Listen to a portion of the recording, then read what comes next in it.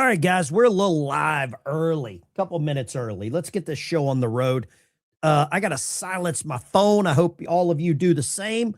I hope you'll let me know in the chat how the audio is. I'm trying to make sure the audio is sounding great for everyone out there.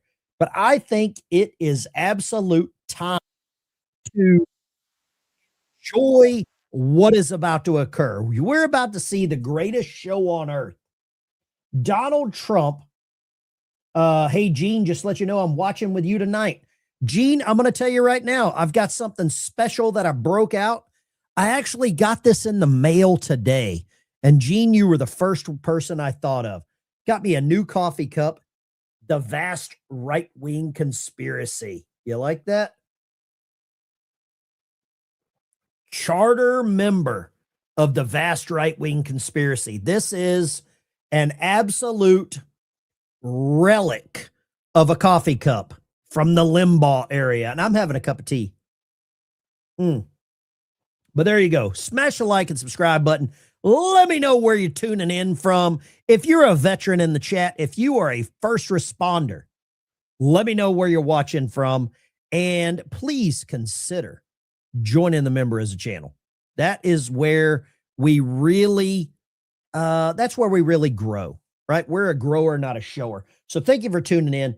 I've got a lot of stuff to cover before the show starts, but I thought that we would change some stuff up. I wanted to get some ideas from you, the viewer, before we got into what Trump is going to do and what he's going to talk about.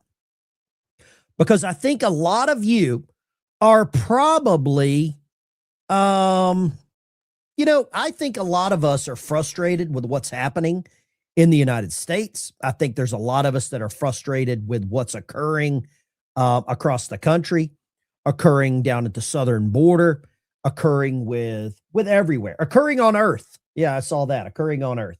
So I want to do this. I want to take a handful of calls before the great one speaks and find out exactly what you guys are thinking and maybe some predictions of what is occurring or what Donald Trump is going to talk about tonight. Okay. Audio's awesome. Thank you so much. I paid someone to help me with the audio. I'll tell you that. I'll just go ahead and be honest. I'm a low-tech redneck, so I'll just be honest with you. But turn the audio down. Whatever you're watching on, pause it, whatever. Lines are open, 615-475-7864. Give me a call. We're going to take a few calls before Donald Trump comes on stage. Let's go right here. G-Dub. G-Dub, where you? I know you're in Compton, California. You rolling dirty tonight or what? What's going on? Yeah, they're trying to catch me riding dirty, but I just flip it and go down the dark alley. G-Dub, and that's not racist. What do you think?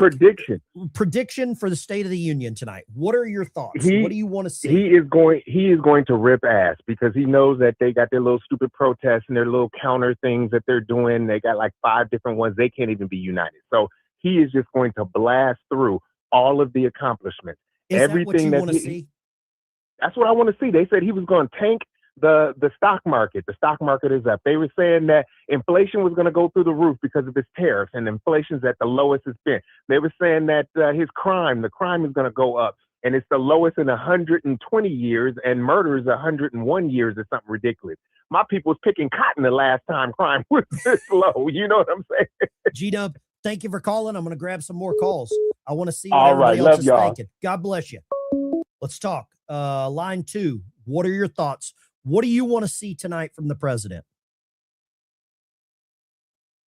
I want to see him talk about the rigged election.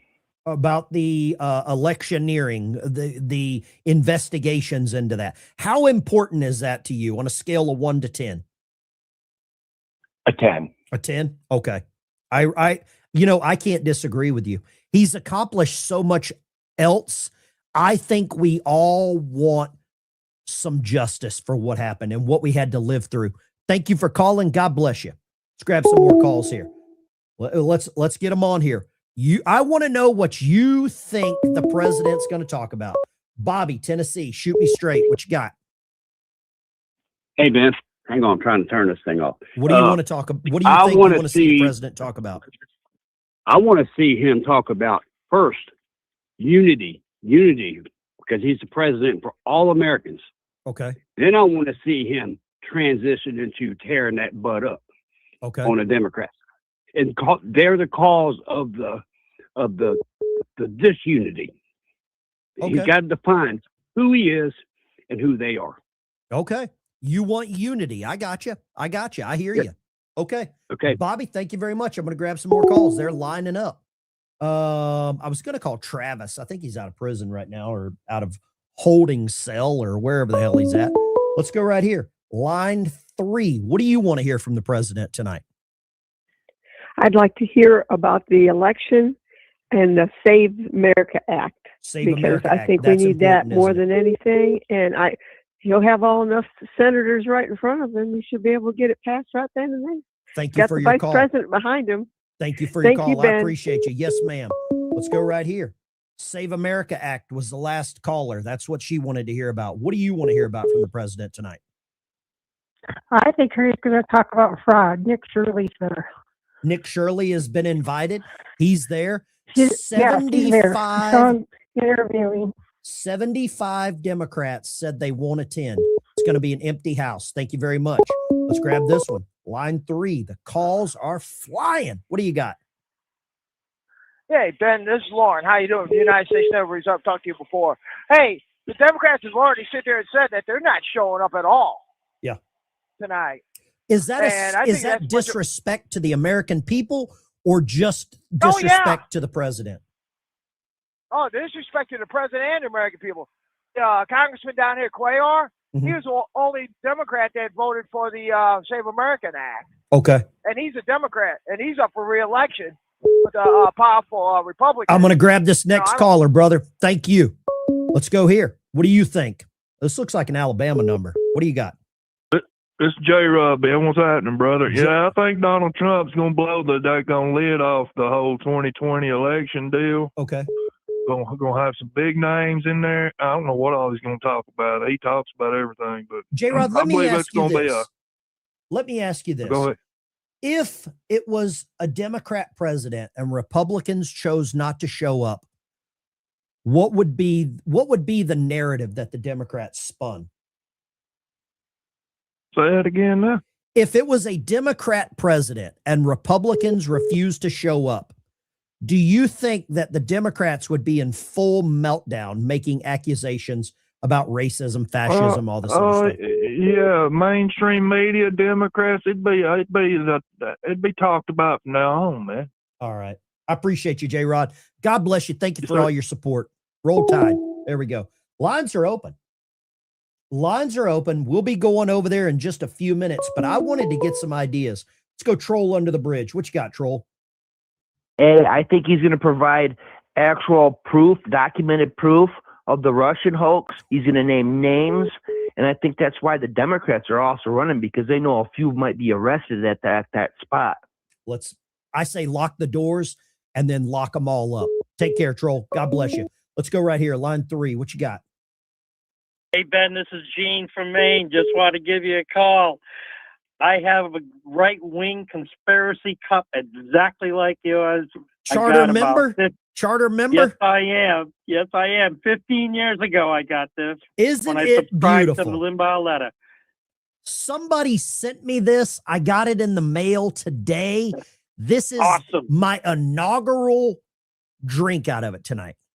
You're damn right. And I want Trump. This is what I want him to do. I want him to double down on everything that he's been doing and talk about a few other things. And I hope he plucks John Thunes right out of that audience and say, when you going to get this done, funny? Gene, let me ask you this. Troll brought up a good point. Lock the door when they come in and lock them all up. What are your thoughts? I love it.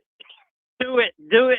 Do it. That's all I can say, man. I think Trump has something up his sleeve because he has literally a captive audience. The entire world, the entire United States.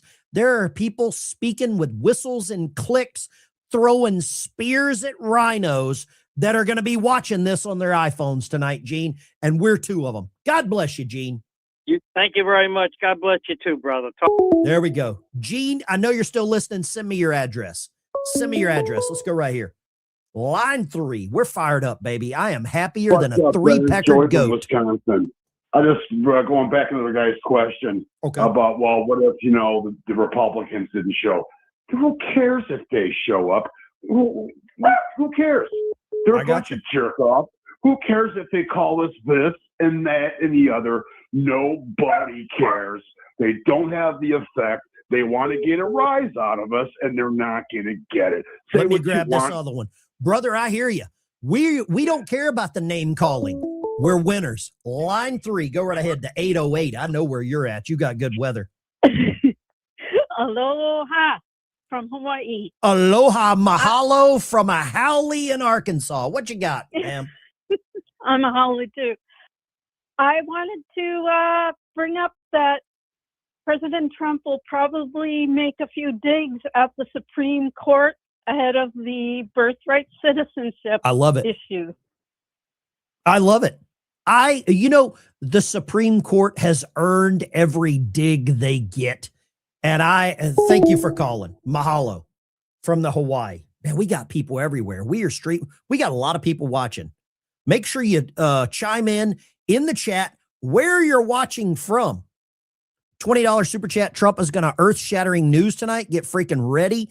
Buckle up. Rogers, Alabama. Roll damn tide. J-Rod, one of my favorites.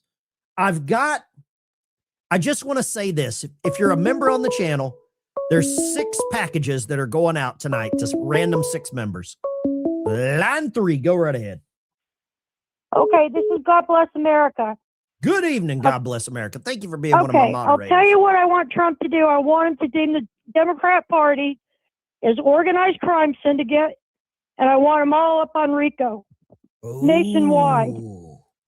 Okay. That's what I want. I want them to ruin them midterms. Okay. That way we have, I don't think anyone would be upset with that. I don't think I don't anybody either. would be upset with that. God bless you. God bless America. Thank you for being one of my moderators, and I appreciate everything you do. God bless you. Oh, God bless America. But I've got 6.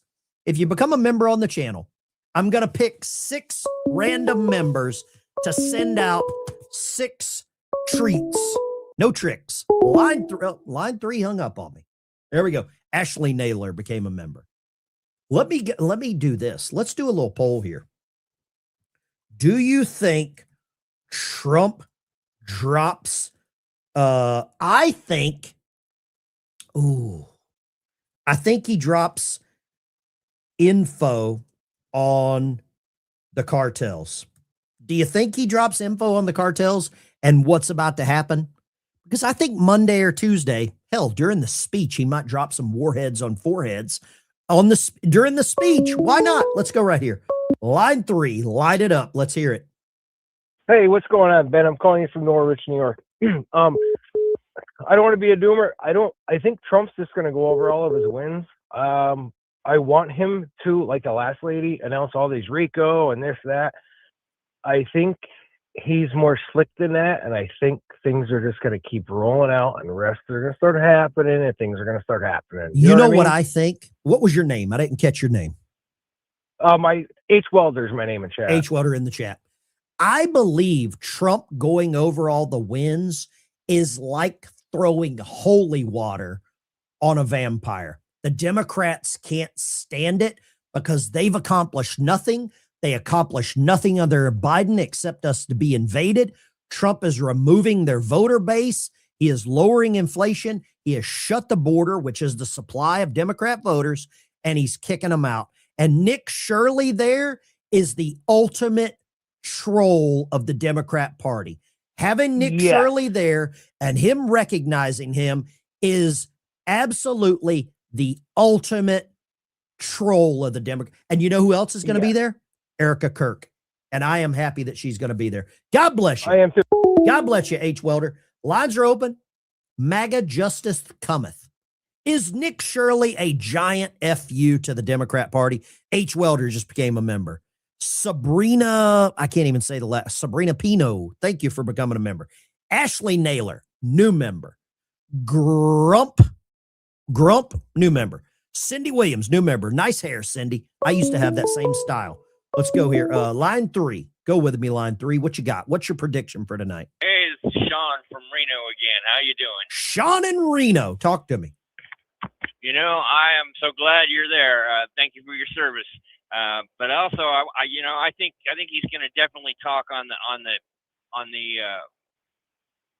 bad 2020 thing. You know what I'm saying? I hope so. And yeah, I think he's going to fold that open, and he's also going to bring in the Save American Act.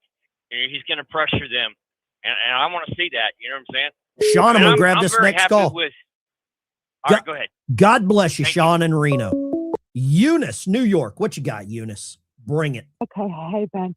I want Trump to hit the Democrats with everything he has, sideways, left, right, so they go scurrying back into the little holes like the rats they are. Everything, drop everything, just like the big-time wrestler.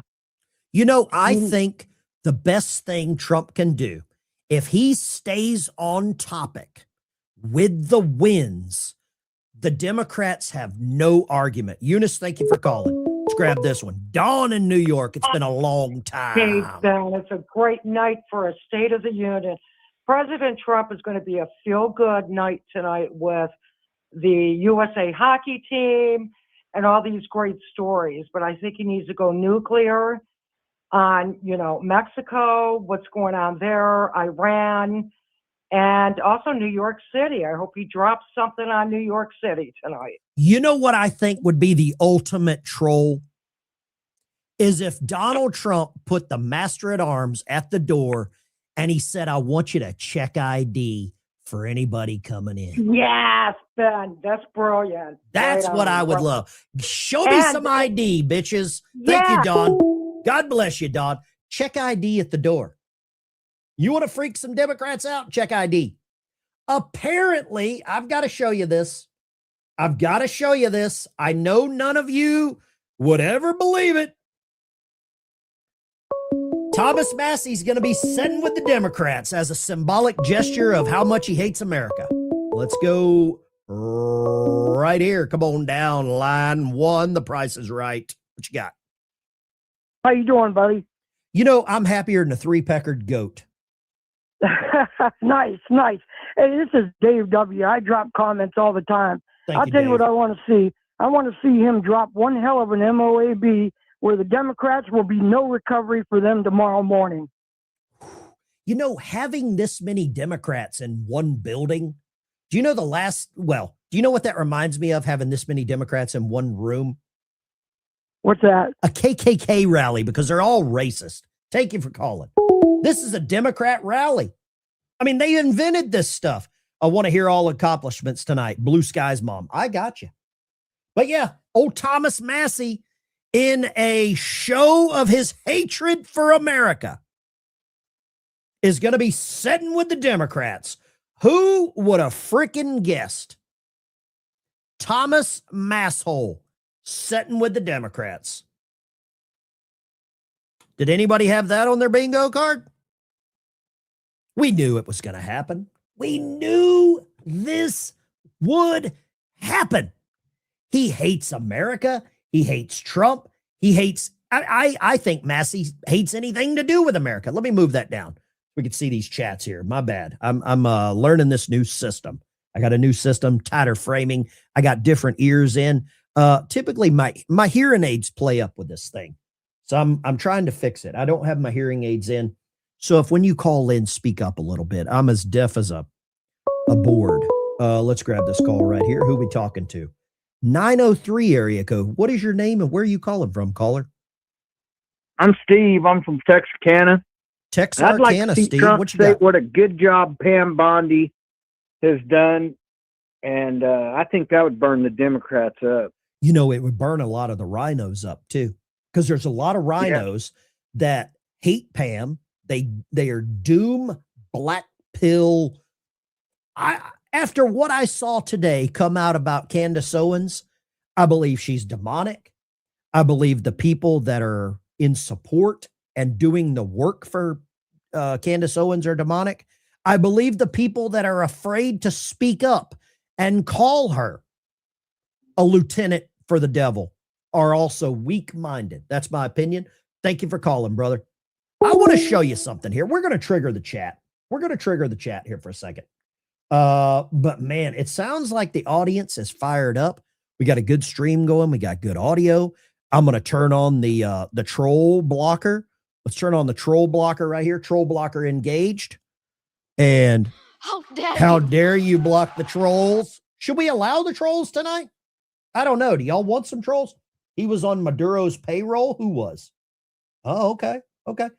There's something that I ran across this afternoon, and it bothered me. And I'll just tell you this. We've talked about it before. Some people want to be right. Some people want to be first. Man, let me see if I can get to the part where let's just go here. And some of you are not going to like this. Some of you are not going to like this. I get this all the time with regard to Candace. I get it with regard to other personalities too, but what happened to her? Does she really mean this stuff? Does she mean the kind of stuff that she says? Take her at her word. Here is what she is doing. Here is the trailer for her hot garbage fire of nonsense conspiracy mongering defecation. Here is the trailer she just released for her series of attacks. It's going to be an entire series of attacks on Erica Kirk. Again, she's been retailing and implying and basically saying out loud a lot of this stuff on her show for months. 4 months. People cannot claim that they were ignorant that this was happening. They know it was happening, and they let it go. We'll get to them in a moment. But here is the trailer that she released yesterday. President Trump says that Kirk has died after he was shot from a nearby building after being shot at Utah Valley University. The great and even legendary Charlie Kirk is dead. The cries of this widow will echo around the world like a battle cry. I didn't even get to give him a kiss goodbye. That young man, I forgive him. Take your time. Erica Kirk has been named the new CEO of Turning Point USA. My husband's dead. I'm not trying to be morbid, but he's dead. It's weird to say excited. Describes her husband's funeral as the event of the century. Merch, hats. We have 50,000 plus hat orders. Nobody knows why she's out there in a glittering pantsuit in a recreated tent that her husband tragically was murdered in, throwing merch out. Everyone grieves differently, so if someone's acting weird, don't read into that. Zionists, the Prime Minister of Israel, all lied through their teeth about Charlie Kirk. Her operation was in Constanta, the epicenter of Romania's trafficking scandal. Weird conversations to have with a 15-year-old. I'm going to touch your butt. $8.6 million to their own shell company. What is going on? We have nothing to hide. My aunt used to tell me, never do something that you don't want on the front page of a newspaper. She's coming out with a movie or a series called The Bride of Charlie. Now, I'm going to say this. This is an active investigation. This is an active, what I would say, court case or prosecution. And I don't know what her real goal is, but I'm kind of disgusted. Because I'd like to know, first and foremost, how many of you in the chat have children? If you've got children, 1 for yes, 2 for no. I would love to understand how many of you have kids. And if you died, how many of you would want one of your friends making a movie about your wife allegedly, and I hate that word, killing you? Because at some point, these kids are going to see the film. I think Candace Owens has lost her mind. I think there are certain people that are not touching this subject. I think, and I'll just say it, you guys know that I ain't got any problem calling people out. Megyn Kelly's not saying a damn word. Jack Posobiec's not saying a damn word. He's telling everybody to pray the rosary. He's not saying a word about Steve Bannon and his ties to Epstein. Megyn Kelly says, well, I don't know what's going on. I'll tell you who else has not said a damn word. His name is very similar to mine. I'm Ben, and he's Benny. And Benny's not saying a word. They won't go near this subject. For some reason, people are scared of Candace Owens. They are scared of Sean Ryan. They are scared of Steve Bannon. They are scared of calling a spade a spade. And it's getting old. It is getting old, people. And I don't understand it. I don't understand why they are avoiding calling her out for being a demonic type of person. Let's talk about this for a second before we get into the damn thing here. Remember what I told you about some people just want to be first and not right? Let's go here. I want to show you this. Some people want to be first and not right. Let's go. Let's roll with it. Straight. Dude, I'm getting pretty sick of these political slop accounts just posting things to millions of followers that are blatantly untrue with no accountability at all. And usually I try not to call out content creators that generally align with my political ideology, but this one from Benny Johnson just pissed me off. Let me see if I got this straight. So there's a bunch of libs that are trapped in Mexico right now, and they're terrified because of cartel violence. A bunch of libs that are trapped in Mexico right now. First of all, bro, those are American citizens, and whether they're libs or not should be irrelevant if they're in the way of cartel violence, dude. But let's go back to this screenshot real quick of the bunch of libs trapped in Mexico. I've been able to identify two of these people, like the one on the bottom right. And I didn't do some extensive research here. I just took a screenshot, circled her face on Google Lens, and found her Instagram profile in 3 seconds. And I quickly found this Daily Mail article that shows the screenshot of her face and says her name.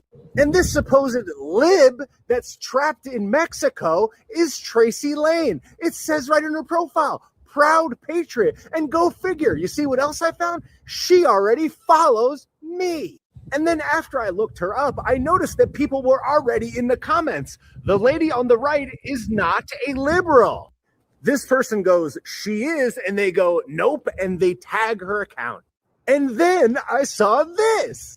The woman in the screenshot is in the comments. Absolutely, I am not. Dude, let's go back to the screenshot. Also, in 5 seconds, I was able to find the woman in the middle here.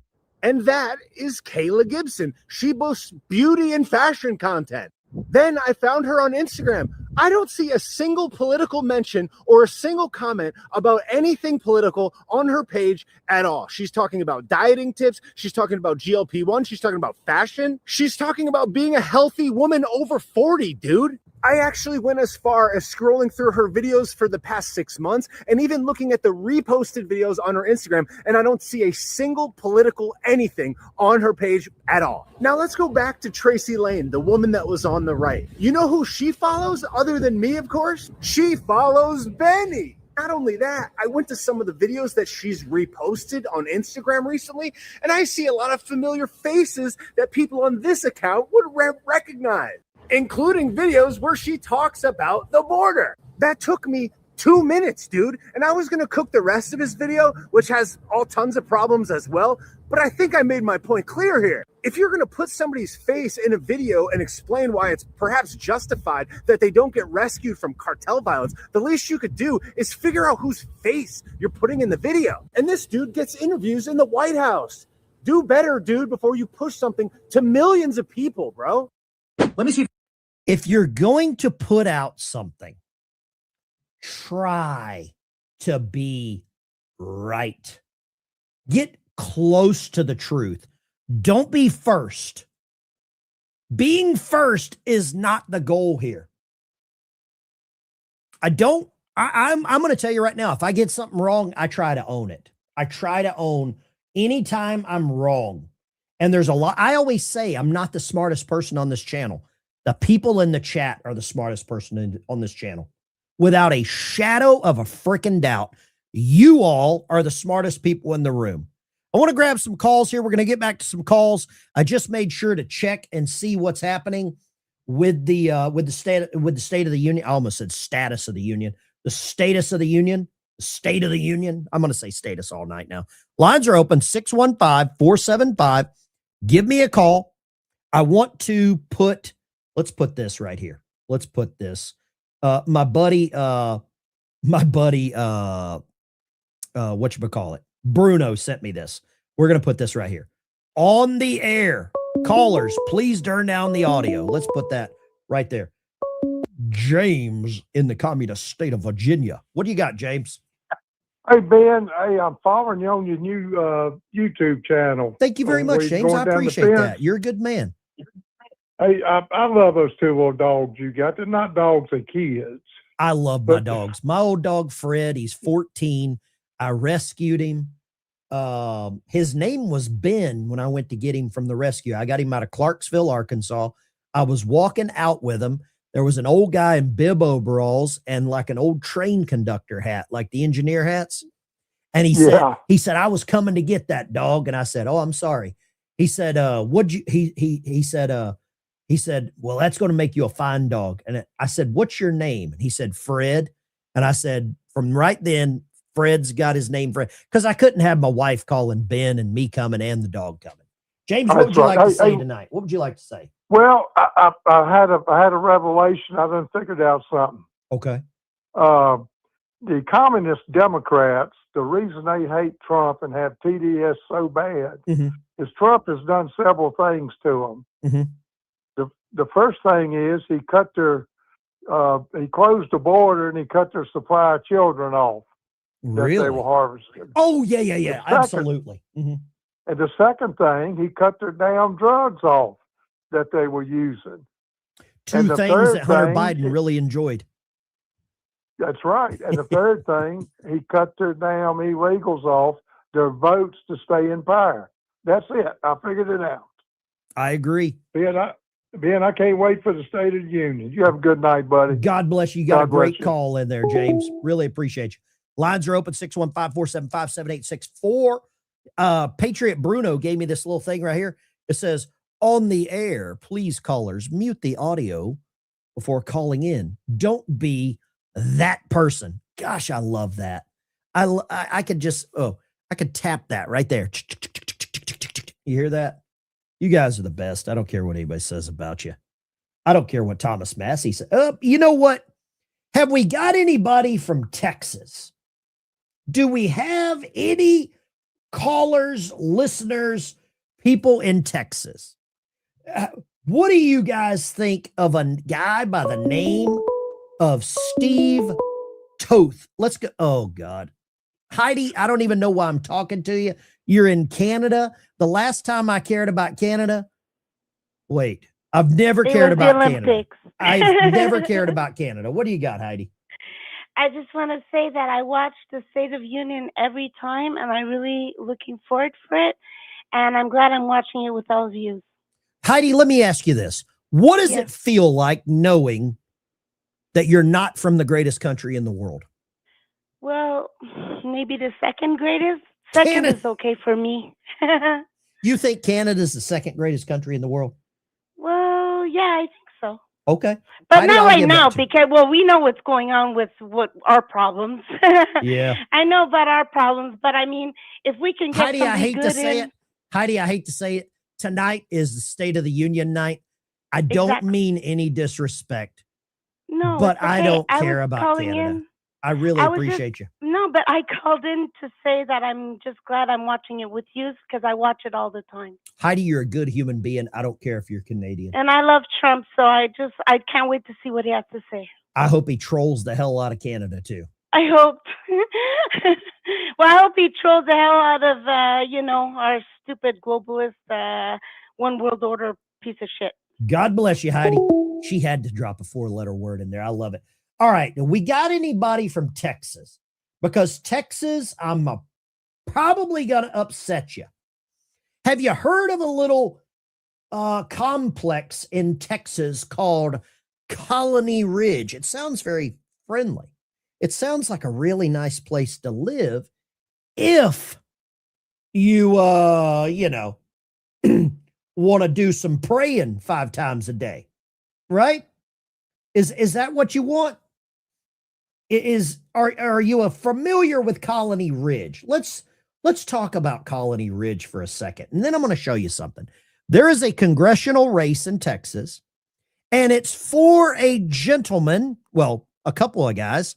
Dan Crenshaw is one of them, and the other one is a guy by the name of Steve Toth, FG Vibes. Thank you very much for becoming a member on the channel. I appreciate you. You're the best. Fred and Daisy, thank you. So here's Colony Ridge. Okay, let's check this out. This is a 60-acre sort of facility here, right? And they're turning it into basically a Sharia encampment. Everybody knows this? You're all familiar with this, right? And what is happening is there's an absolute takeover of America. Let me see if I can find a YouTube clip of what Colony Ridge is really all about. And then I'm going to show you something that if this doesn't scare you, it should. Okay, let's go Colony Ridge. Right. Let's see here. Colony Ridge, Texas. Yeah, I think it's right in the heart. I think it's very near Dallas, right? Colony Ridge developer. Shocking update under the radar. Let's go here. I think this guy should probably have some info on it. Nope, no audio from Glenn Beck on that one. Okay. Let me show you something here that's up. Let's just get to the point, right? Let's just get to the point. There is a article here. Wood Forest National Bank CEO is also funding the pro Steve Toth super PAC, Alamo Freedom Fighters. Okay. This banker, Robert Marling, has been the primary funder of Steve Toth. Toth is backed by the actual bank and the bankers that are funding Colony Ridge. That's a problem, if you ask me. A real problem. Colony Ridge has faced recent controversy for predatory lending, sales practices with bait and switch marketing, selling homes allegedly to illegal aliens, undeveloped in a flood-prone lots without infrastructure. This is all about bringing in illegals and bringing them to your front door. Never a sanctuary for illegals. Colony Ridge endangered American citizens. This is Ken Paxton going after this. Okay? There you go.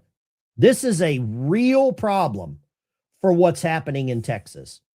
And I don't know about you, but I don't want these criminals living near me. Let's go right here. I'll show you this one real quick. Here you go.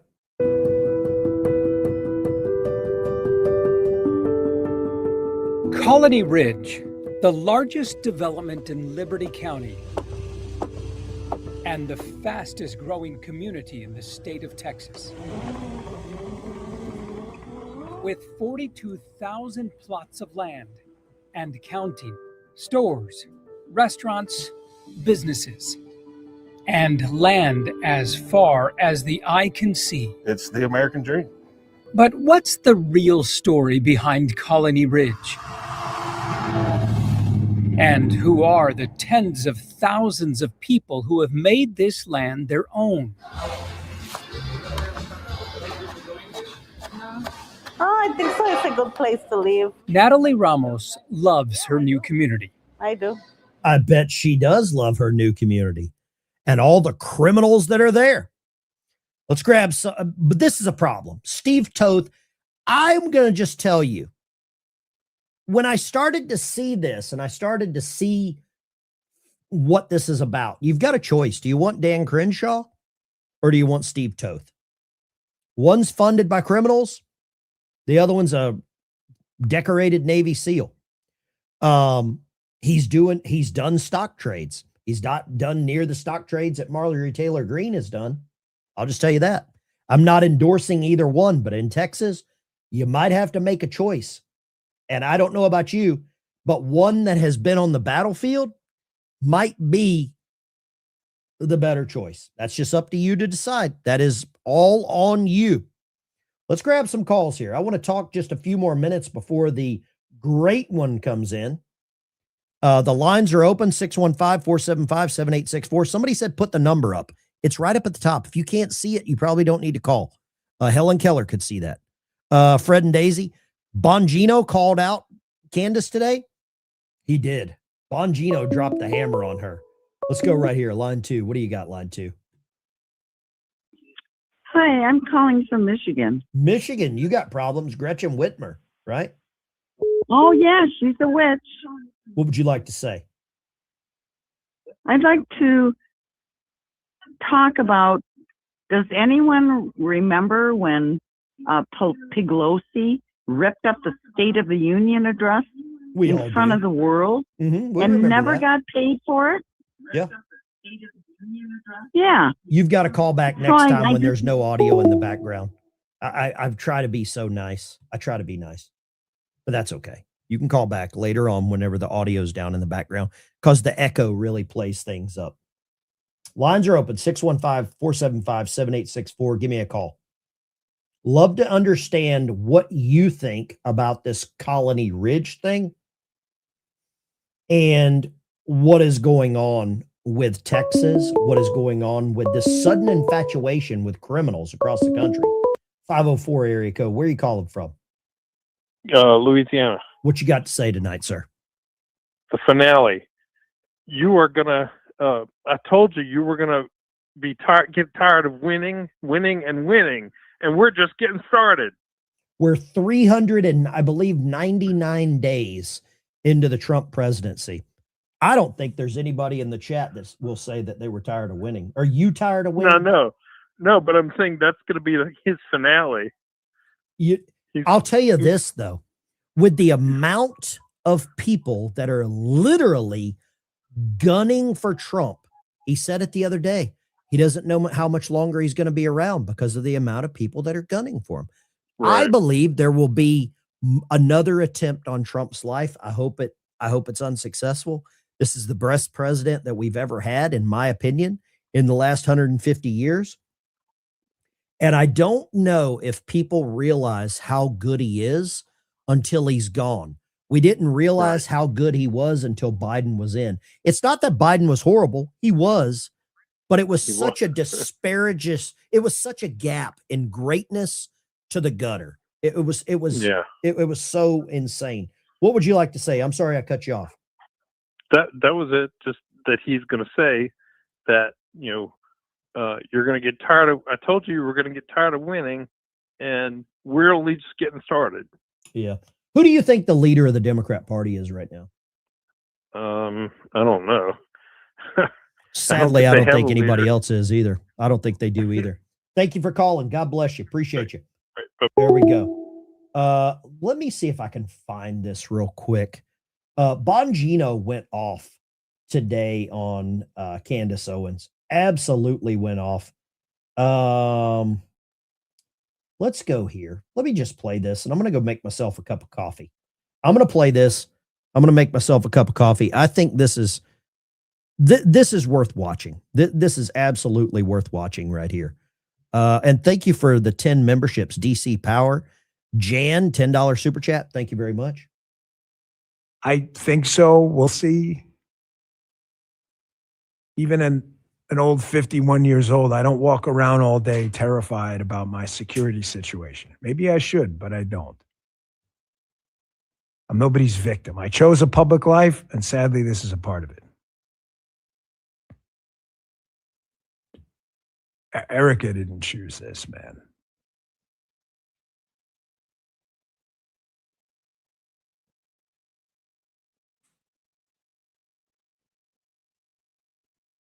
She didn't choose this. Imagine sitting there in your house and you find out from Twitter or, I don't know, a text or a phone call that your husband was just shot in the neck for the entire world to see on social media at a public event.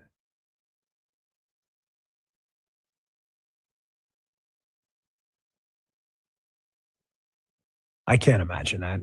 I know you can't either. Then you got to go through this. Then you got a bunch of absolute fucking lunatics sending her emails. You did it. Comments, tweets. Fuck you. Fuck you. Fuck you. Go fuck yourself. You demonic fucking scum.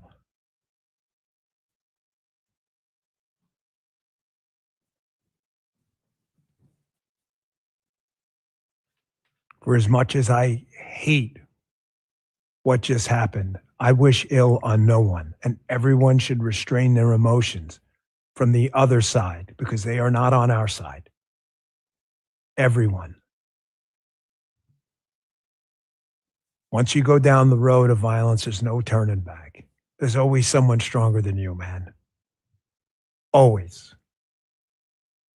There's a whole lot of people stronger than me. And I'm sorry if the language distracts from you, but I can think of no other New York way to say it than fuck you, motherfuckers. You deserve to feel the little licks of the flames of hell on every inch of your body. Fuck you. I'm sorry for the language, but Bongino is... The battle started? I agree. If there's an afterlife, oh, and I believe there is. I believe in the second creation. I don't pretend to be the judge and jury, but I know you're not in it.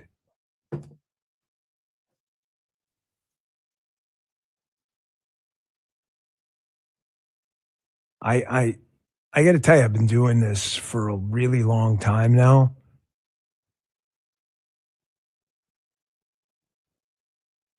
And as I said in the beginning of the show,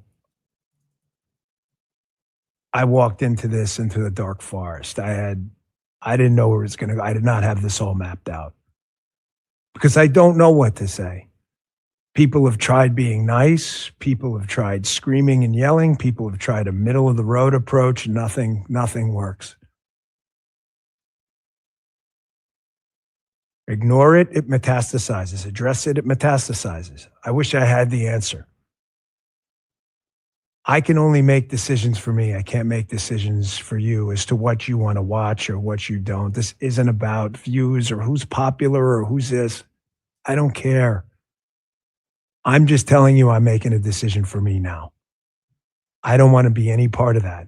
If you're part of that, please leave. If it is half my audience disappears tomorrow, good riddance. Sayonara, motherfuckers.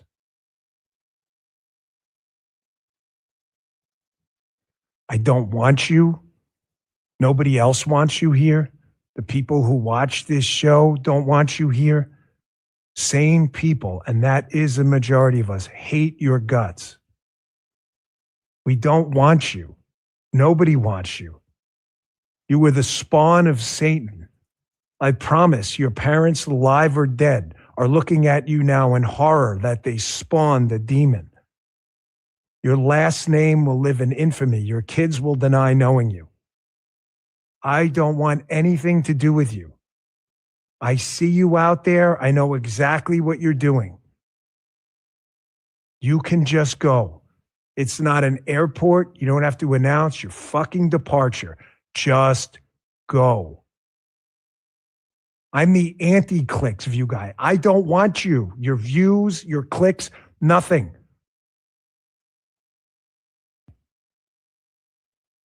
Don't buy anything. Don't do anything. Don't touch anything we do. Just go away.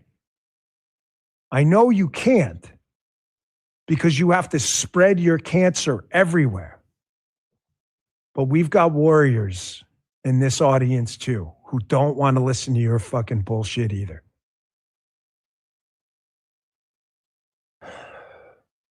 I'm going to say Dan Bongino said a lot of what I believe. It's why I've just started like nuking trolls. I just don't care anymore. I would rather have good people in my audience than people that are here just to throw fecal matter. I'm not here for anyone but, and I don't want to insult anyone in the chat. I'm here for myself, and I get to share it with you all. Chris, I think you hung up on me. Chris hung up. I'm here for myself, and I get to talk with all of you. Line 3. What do you got, line 3? Hey, brother, I'll tell you what. You're a good man. Thank you, and God bless America. I'm from West by God, Virginia. Oh, they're about to pass a law where you can buy automatic weapons. Hell yeah. That's what I was calling you about. I tell you what, I'm so sick and tired of these lefty, communist, weakling retards that are trying to disarm all of us. Americans need to be armed, especially when we've got good Americans who are trying to be our police officers and protect us. And these men and women need help. I'll tell you this. I am tired of giving up ground to the left. I'm going to grab this next caller. Thank you for calling, sir. Line 3, go right ahead. Nope. I'll just hang up on you. If you can't see this, if you can't see here, let me do this for a second. Let me do this. Let me put it right there on my forehead so you can see it. Chris in Arkansas. Talk to me, Chris. Hey, Ben, that clip you just played of Bongino, that's the first time I've seen that, and I think he said it perfect, just like everybody. I agree. Everybody should feel that way. And I'm afraid that, like Laura Trump said, the bad guy only has to be lucky one time. You damn right. Chris, thank you for calling, brother. God bless you. God bless you. The shooter only has to be right one time. Bongino is good, honest to a T. He tells it like it is. You know what? I don't care if people in the chat don't like me. I don't care if you don't like Bongino. I don't care if you don't like Benny Johnson. I like Benny Johnson on many levels. I will call him out on the things I disagree with. JD Vance, love the guy. If he says something I don't agree with, I'm gonna call him. I'm gonna question it. Donald Trump does things that I'm like, damn it. I'm sure I do the same thing. Dave's here from Iowa. Dave's here.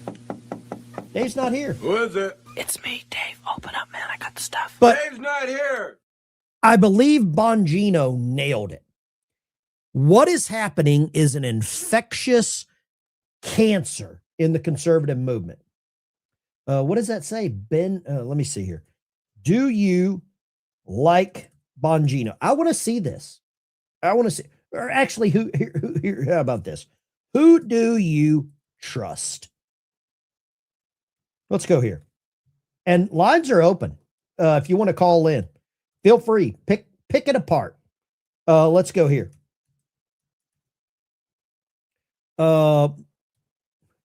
I'll just go both ways. I'll go both ways here. I'll give you these. And let's go there.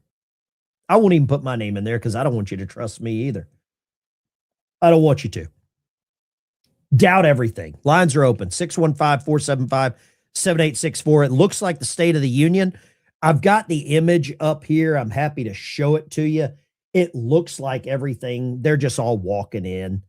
They're all here. I'll put it up here so you can see it for a second. This is where everybody pretends to be friends. Let's all pretend to be friends, right? This is where everybody pretends to be friends. And I don't know about you. I would have a hard time shaking hands with some of these scumbags. I would have a hard time shaking hands with some of these people. But politics is WWE. You know it as good as I do. 94% of you trust Bongino. Here, I want to do this. Let me just do this. I want to do this. Let's go right here. Let's James, I think I already talked to you in Virginia. I think I already talked to you. I try to limit people calling just one, maybe once before this and once after. Let me try this. I'll just put this out there. Do you trust me? I hope most of you say no, or maybe trust but verify. Right? Trust but verify. That's what I hope for. This is what's going on right now. We got a lot of people, blah, blah, blah. Okay. They're going to walk in some of the clowns. Is that Maisie Hirono? Who's this clown? Who is this? Let's go. Let's see. I don't even know who these people are. Real Bits. Thank you, Real Bits. Okay, so they've got this looks like Democrats walking in here. Callers, turn down yeah, exactly. The numbers at the top of your screen. Trump should call Massey on stage, destroy his career. Massey's going to be sitting with the Democrats. We know that. There's Chip Roy. A lot of these people that you're seeing,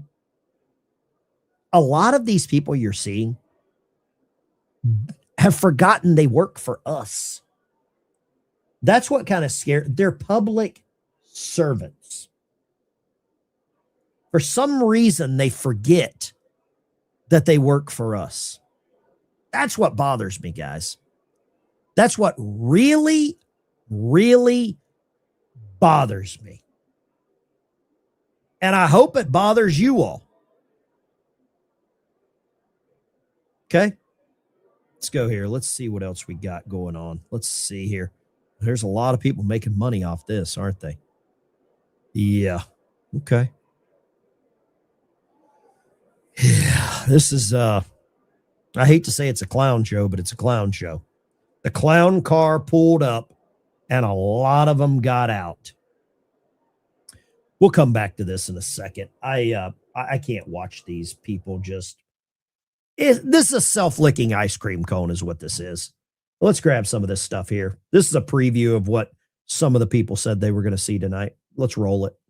I interviewed him after he gave the RNC speech, and I said, Mr. President, that was a long speech. And he said, Jesse, when the networks give you the time, you take the time. So he's going to take all the time he needs, and he deserves a lot of time because you agree I'm the most objective person on this table, right? Okay. Objectively, Dana, this has been one of the best first years in the history of the presidency. Rates, rent, crime, crossings, all down. He got handed 3.0 inflation, got it down to 2.4% with the tariffs, and that's because he kept energy prices low.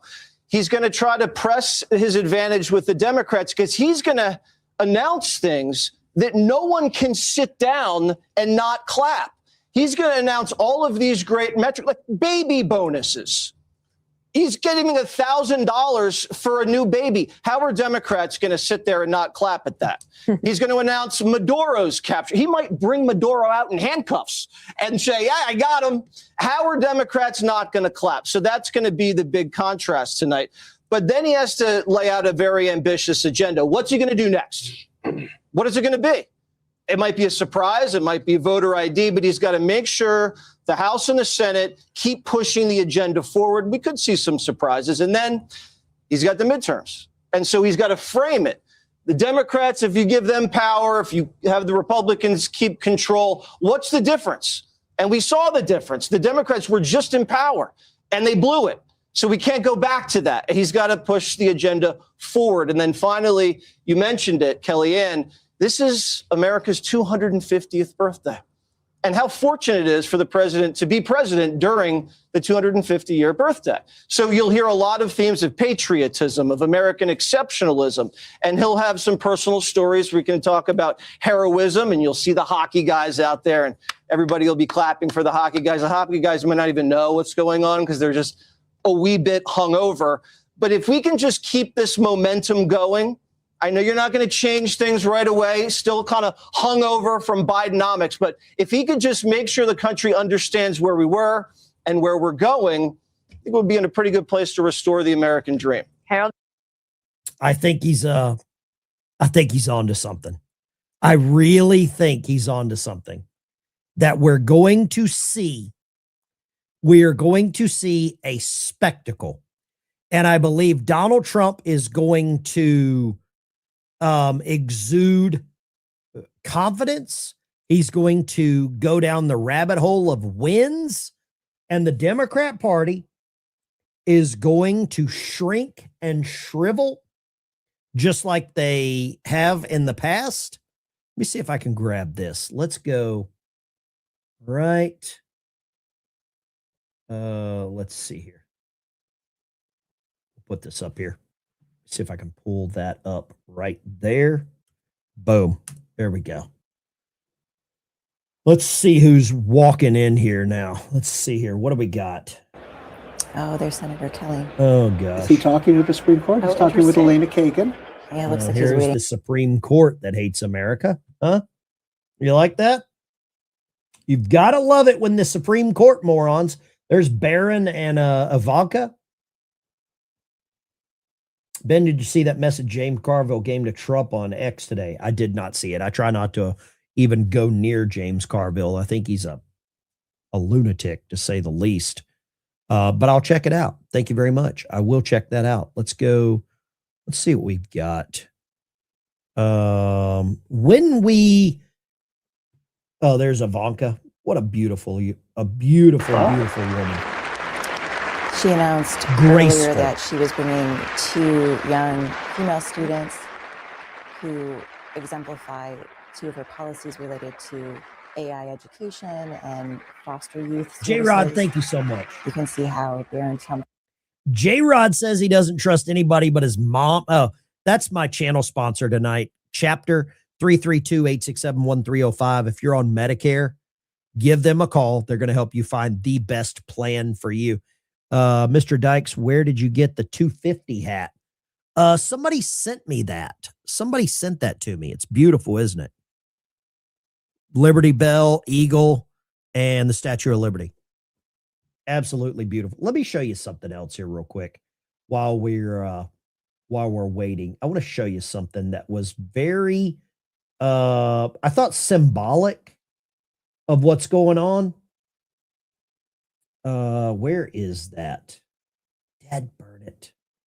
I thought I had this lined. I'm very sorry. I didn't have this queued up. Oh, here we go, right here. Here we go, right here.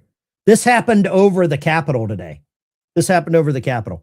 Look at this. Bald eagles over the Capitol.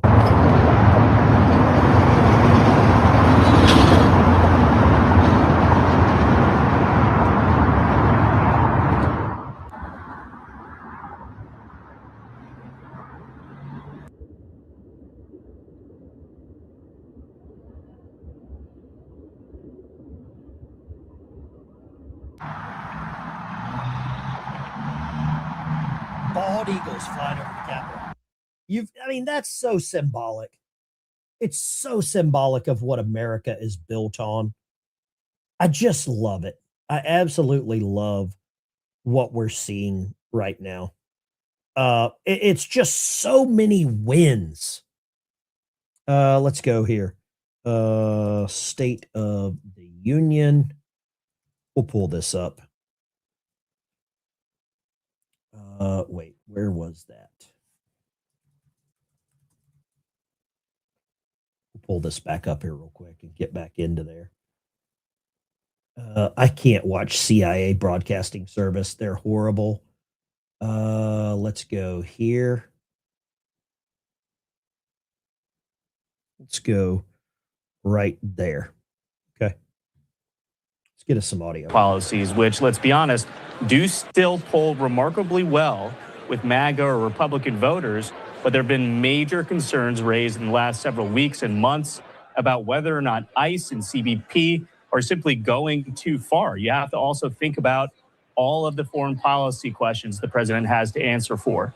Not only the ongoing war in Ukraine, the process for rebuilding Gaza, but how his tariffs, and specifically the Supreme Court's decision to rule against those IEEPA fees, will factor into diplomacy on the global stage.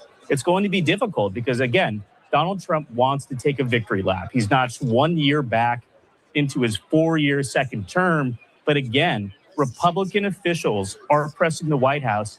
You need to do more to sell your agenda. And on that note, we expect 2 specific proposals from President Trump to be unveiled at tonight's speech.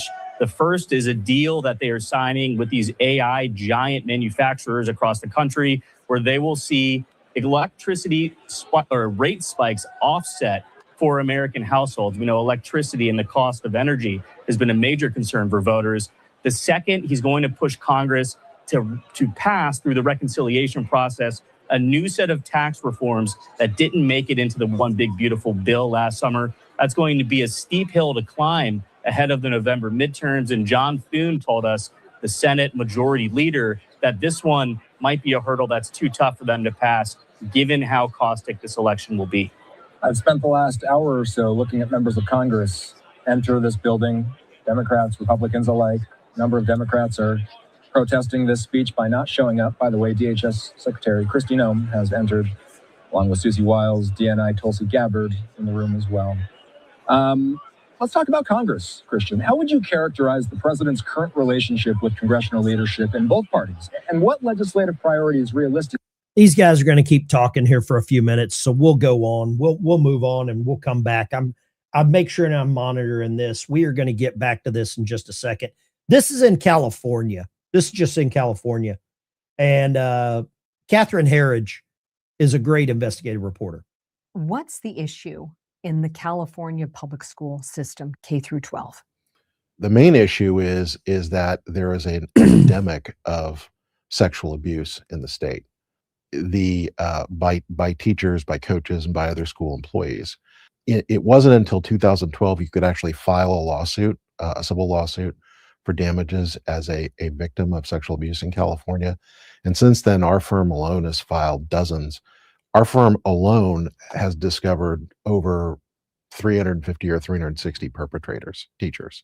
Wait, 350, 360, just in California. Correct. And we believe there's many, many more. We know there's 360 teachers. He says many more that are predators. Does that scare the hell out of you if you've got kids in California in school? It should. It damn sure should scare you, because the leader of California, Harry Etten. So we see Governor Newsom. He's got a book, I think, which actually publishes today. He's in the middle of the fray of possible Democratic contenders. So what do the polls say? Yeah, they're all running, and this is just a downright clown car at this point on the Democratic side. I mean, just take a look here. Top choices for the 2028 Dem-Pres nominee. You have a leader, but it's not really a clear leader. It's within the margin of error. You have Newsom at 19%. Then you have former Vice President Kamala Harris at 18%. Quite a weak number for her, given that, of course, she was the nominee last time around. Pete Buttigieg, who, of course, has run before, 13%. Alexandria Ocasio-Cortez at 12%. This is just a total clown car. It is a total mess. There is no clear front runner at this particular point on the Democratic side. Who the heck knows who the nominee is going to be in 2 years? It's been a long time since we've had a Democratic race like this. Yeah, it has been a long time. This is very unusual for the Democratic side to not have a clear front runner at this point. National early poll leader at least 25%. Look at this. This year, we get the giant question mark. No one. In 2020, when there was no incumbent, it was Joe Biden who was there, Hillary Clinton in both 08 and 16, and Al Gore in both 2000 and 2004 at this point. We're at least at 25% in the early polls. You have to go all the way back from when I wasn't even in elementary school yet, not even in pre-K yet, to 1992. That was the last cycle in which there was no clear front runner at this point. Very unusual. Just to be clear, this isn't predicted because she didn't win in this primary and he didn't run, but this gives you a sense of a year out. So what about Newsom? What are the prediction markets saying his odds are? Yeah, okay. So it seems to me that I love hearing CNN call Democrats a clown show. Gavin Newsom is flailing a little bit, at least compared to where he was prior. Because just take a look here. Okay, Chance Newsom is the 2028 Democratic nominee. 3 months ago, according to the cash prediction market, look at that. It was a 37% chance. Now it's just a 28%. Down he goes. He's definitely flailing a little bit. And I will note, John, that it also seems to me. There we go. Let's see here. It looks like we might be, let's see here. Who do they got coming in here now? Let's see here. Those big ticket items, the one big, beautiful bill, it was Donald Trump ultimately. There we go.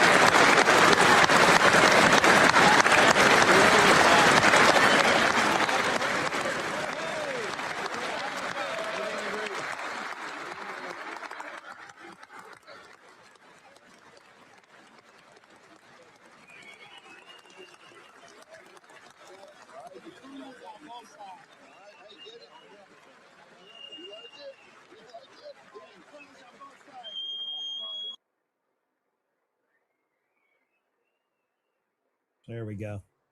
President's walking in. We're on the official whitehouse.gov website, which is absolutely beautiful. And I love seeing the red hats. I love seeing the red hats. Let's see here. Who do we got? Man, let the trolling begin is all I got to say.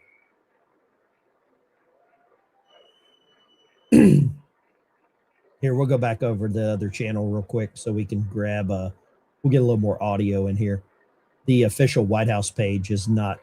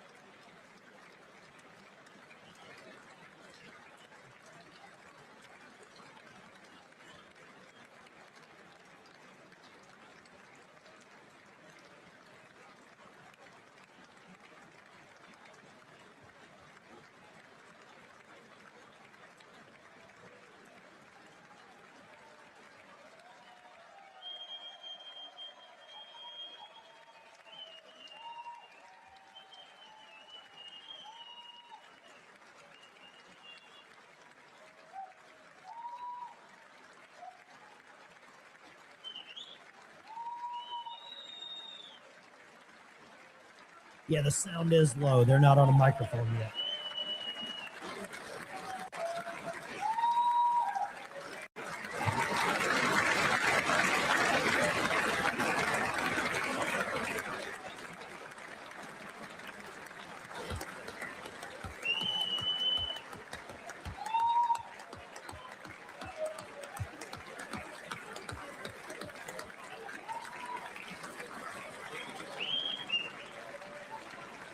It's not.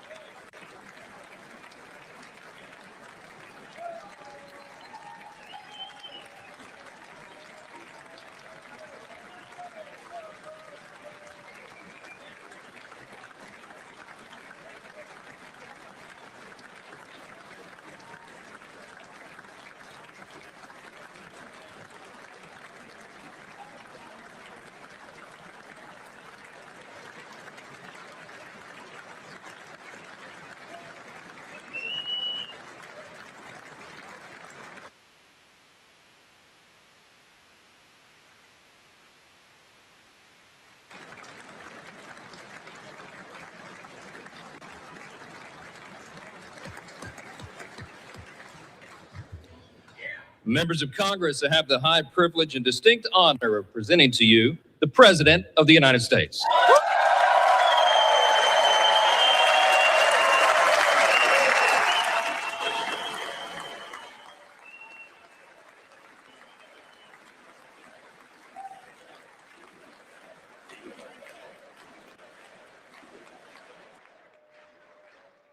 Well, thank you very much, everybody. It's really an honor.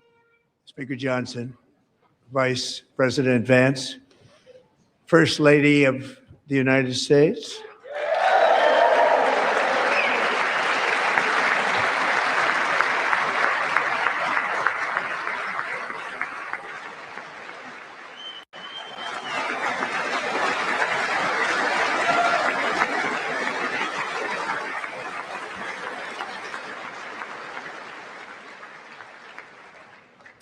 Second Lady of the United States.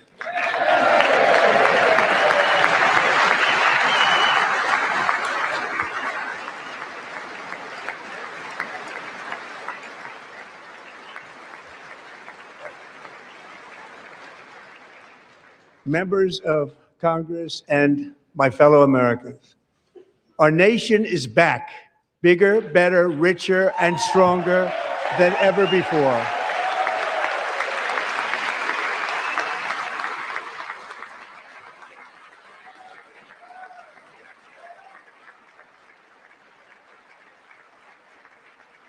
Less than 5 months from now, our country will celebrate an epic milestone in American history, the 250th anniversary of our glorious American independence.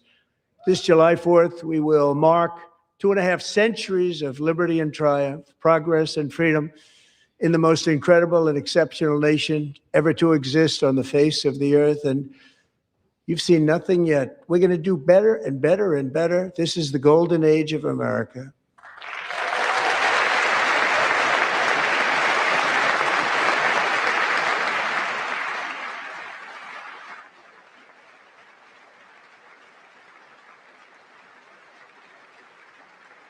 When I last spoke in this chamber 12 months ago, I had just inherited a nation in crisis with a stagnant economy, inflation at record levels, a wide open border, horrendous recruitment for military and police, rampant crime at home, and wars and chaos all over the world. But tonight, after just 1 year, I can say with dignity and pride that we have achieved a transformation like no one has ever seen before, and a turnaround for the ages. It is indeed a turnaround for the ages.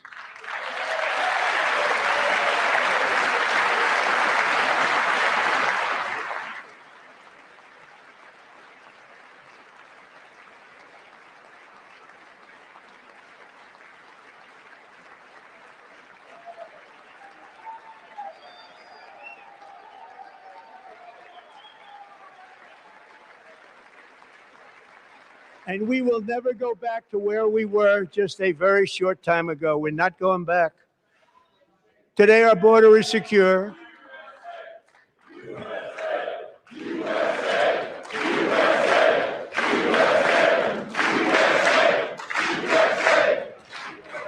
Thank you. Today, our border is secure. Our spirit is restored. Inflation is plummeting. Incomes are rising fast.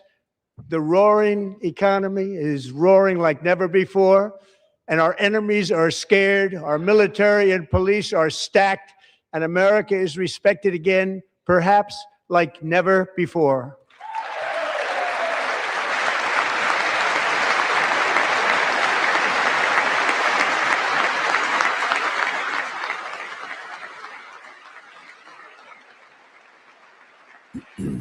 After 4 years in which millions and millions of illegal aliens poured across our borders, totally unvetted and unchecked, we now have the strongest and most secure border in American history by far.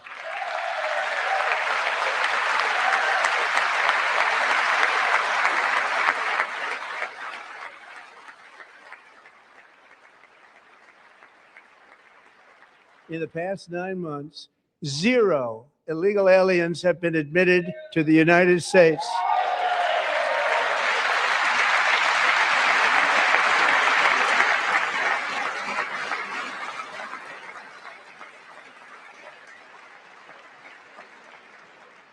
But we will always allow people to come in legally, people that will love our country and will work hard to maintain our country.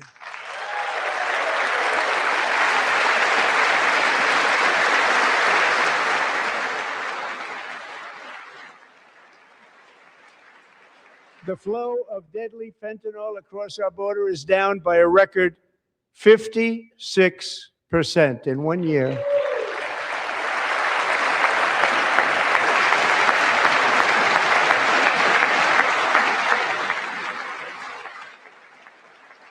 And last year, the murder rate saw its single largest decline in recorded history. This is the biggest decline, think of it, in recorded history, the lowest number in over 125 years, year 1900. In fact, substantially before my wonderful father, I had a wonderful father, Fred, before he was born, substantially before he was born.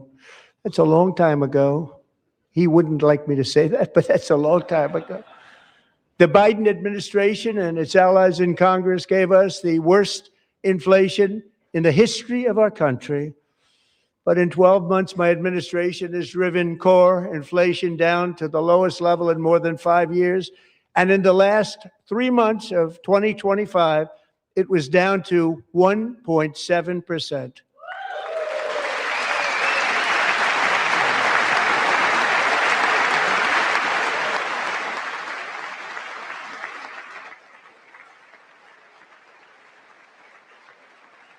Gasoline, which reached a peak of over $6 a gallon in some states under my predecessor, it was quite honestly a disaster, is now below $2.30 a gallon in most states, and in some places, $1.99 a gallon. And when I visited the great state of Iowa just a few weeks ago, I even saw $1.85 a gallon for gasoline.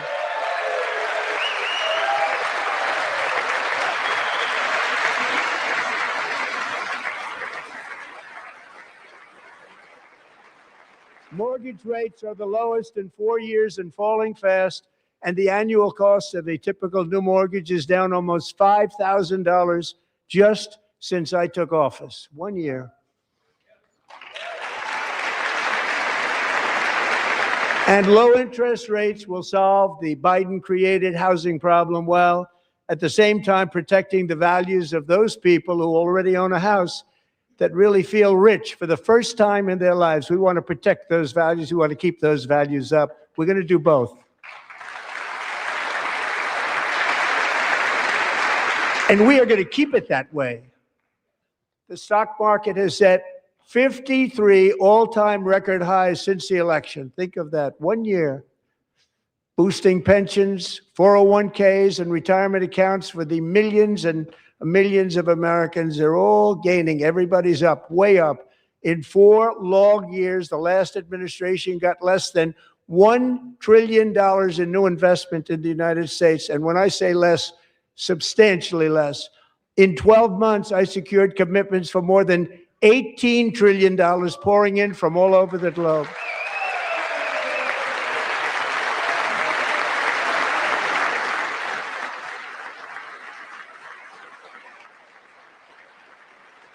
Think of it, much less than $1 trillion for 4 years versus much more than $18 trillion for 1 year. What a difference a president makes.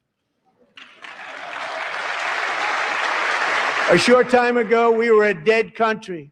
Now we are the hottest country anywhere in the world, the hottest.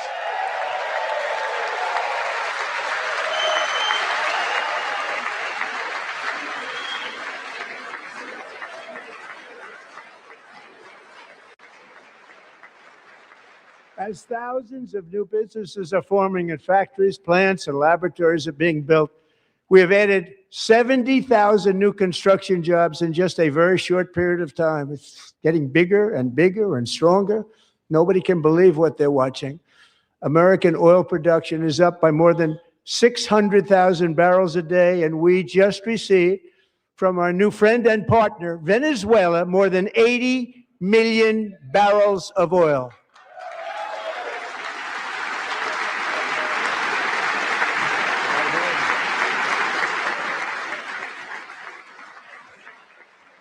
American natural gas production is at an all-time high because I kept my promise to drill, baby, drill.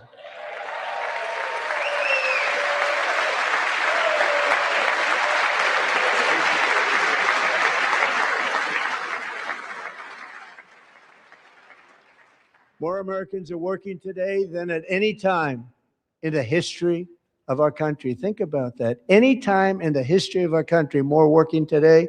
And 100% of all jobs created under my administration have been in the private sector.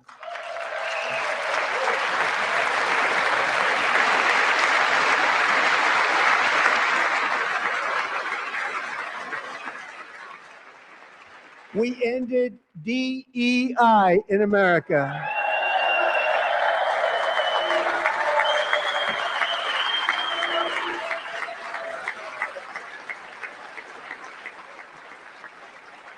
We cut a record number of job-killing regulations, and in 1 year, we have lifted 2.4 million Americans, a record, off of food stamps.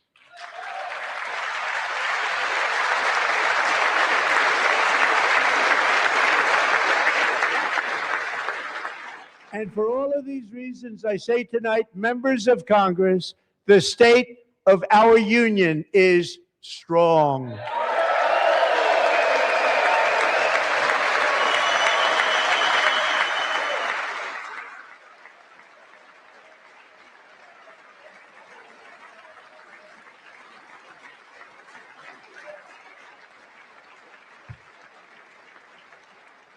Our country is winning again. In fact, we're winning so much that we really don't know what to do about it.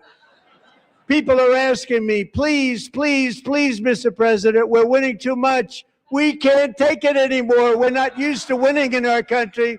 Until you came along, we're just always losing, but now we're winning too much.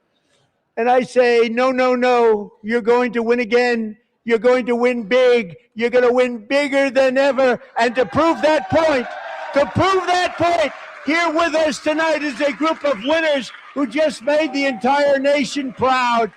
The men's gold medal Olympic hockey team. Come on in.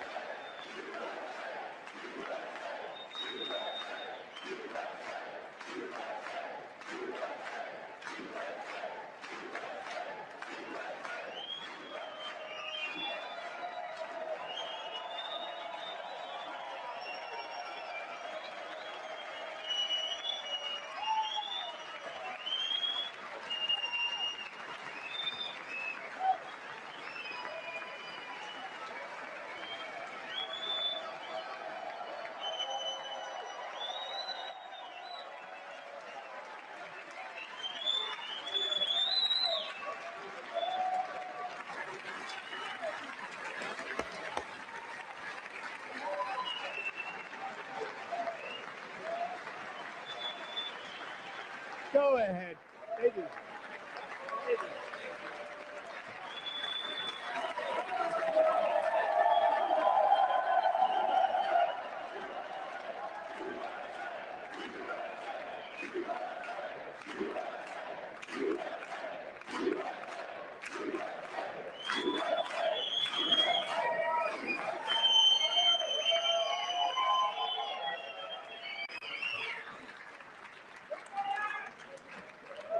That's the first time I've ever seen them get up. And actually, not all of them did get up. But they beat a fantastic Canadian team in overtime, as everybody saw, as did the American women who will soon be coming to the White House.